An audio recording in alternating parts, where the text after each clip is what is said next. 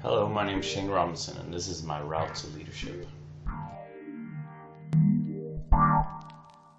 I was born the second child of four to Joy and Steve Robinson. I have three siblings, Rachel, Dustin, and Jacob, and I grew up in Ruskin, Florida.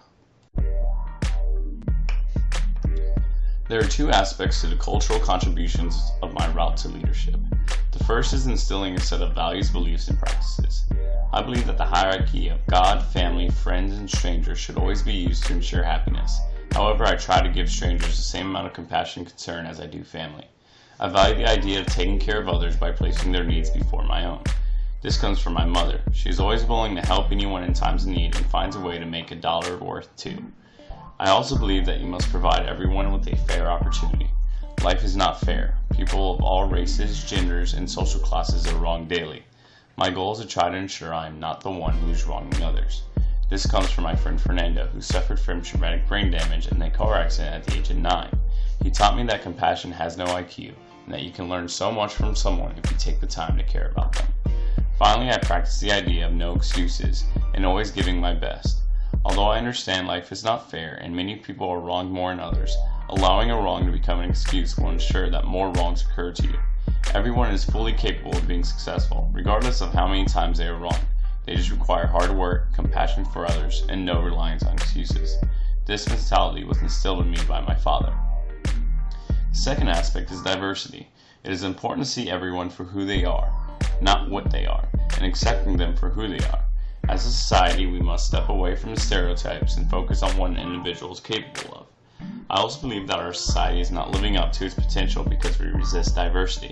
Everyone resists diversity to some extent, as we are all different and struggle with accepting these differences.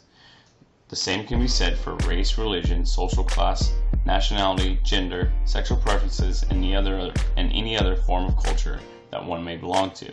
We must accept diversity and learn from those around us. There are 8 components that play a significant role in the political contributions of my leadership.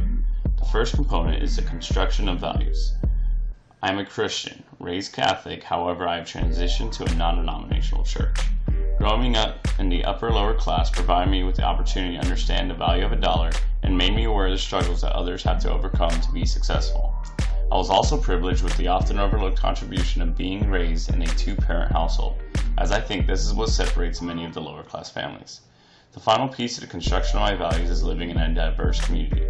My hometown was an extremely diverse community, and I was able to learn about a wide variety of cultures.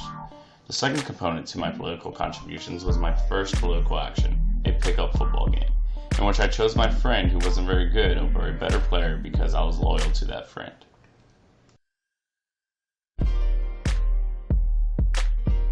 The third component is my gender identity, which is a heterosexual male. I believe my identity is viewed as a majority and I have more opportunities than females or homosexual males. I do not purposely use this to my advantage, however society generally provides these opportunities to me.